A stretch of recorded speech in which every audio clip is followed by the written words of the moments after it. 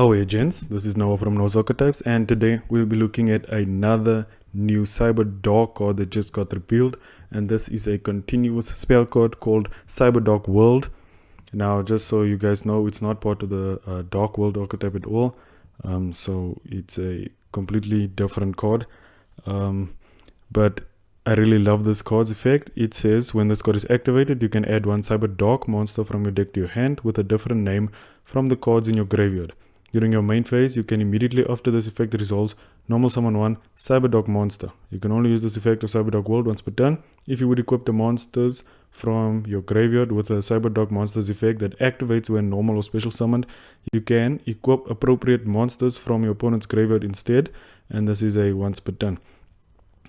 So the thing that I love about this card is that it gives you an extra normal summon every single turn, so that is pretty cool. And you know, sometimes you might not have your card set up yet, so it's actually pretty cool that they allow you to equip from your opponent's graveyard instead of your own.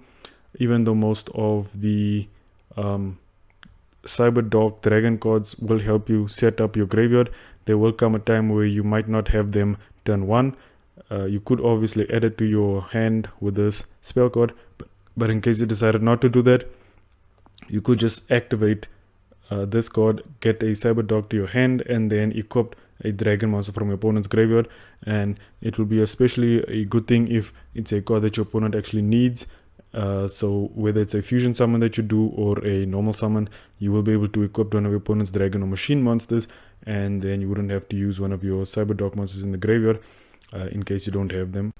Also, the good thing is that one of the cards that are being reprinted is the Declaration of Rebirth, which changes the type of monsters in the graveyard to whatever type you declare. So if you chose machine or dragon type, then that would change all monsters in your opponent's graveyard to dragon or machine type.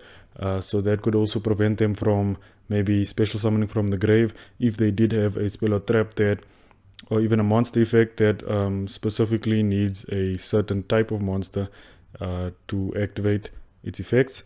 And also you would be able to equip any of the monsters from your opponent's graveyard depending on the level and depending on what Cyberdark monster you are using. If you're using the fusion monsters, you can basically take any monster from their graveyard, which I think is pretty cool. And your opponent might have a very strong monster in their graveyard that you can equip to one of your monsters instead.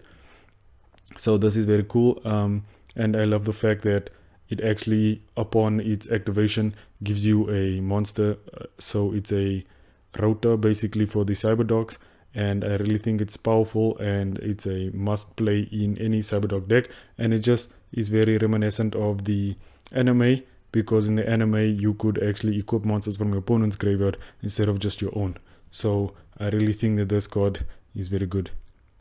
Next up you have Dragonroid that finally got revealed. It's a wind level 8 machine monster with 2900 attack and 1000 defense.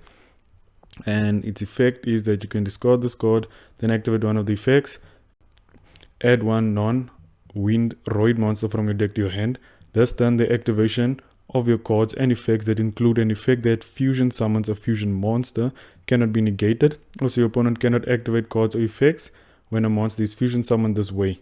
You can only use this effect of Dragonroid once per turn. Once per turn, if this card is in your graveyard, you can make this card in your graveyard become a dragon monster until the end of this turn. I love the fact that it discards itself, which is very useful in the Cyberdark archetype, and since the focus of the Cyberdarks is to fusion summon, this card actually helps so that your opponent cannot negate your fusion summons, so your plays will be going off very smoothly. And if you do not have one of your extra deck dragon monsters in the graveyard, you could then instead use Dragonroid and equip it to one of your extra deck monsters like Cyberdarkness Dragon or Cyberdark Dragon, and it would actually boost it by a lot since this card has almost 3000 attack. So your monster will be coming out strong even if you didn't have everything set up yet. So that is a decent option, and since it can turn itself into a dragon from the graveyard, it will of course be able to work with any of your Cyberdark cards. So the fact that it's an activated effect means that Necro Valley can negate this activation, but it's still a decent card either way. So the thing is that it does say you can add non-tuner roid monsters, and that's because speed roid monsters are all wind and they are also machine. That is why they have to specify that they are non-wind. The problem is that we have a lot of wind roid monsters that already exist in the game, so they're kind of cut out from this. And one of the ones that you would actually want to add to your hand is Mixeroid, since this card does have a fusion based effect. Unfortunately, because all the speed droids or wind type, they kind of have to exclude the wind roid monsters so that they can differentiate this archetype from that archetype. So because this card is also a wind monster itself, it doesn't have to specify that you cannot add Dragonroid, so it's a easy way to get past that whole thing. But I'm not sure if they are planning on giving us new roids anytime soon, because if they did, then this card would be very, very unnecessary in that archetype. You would probably play 3 of this in that deck. The Mixeroid allows you to banish roid monsters in your graveyard in order to fusion summon a roid fusion monster based on how many monsters you banished, if they equal the level of that fusion monster. So unfortunately, you won't be able to add this card to your hand, which is one of the cards you would want to add, since this card does in fact also prevent your opponent from negating fusion summons.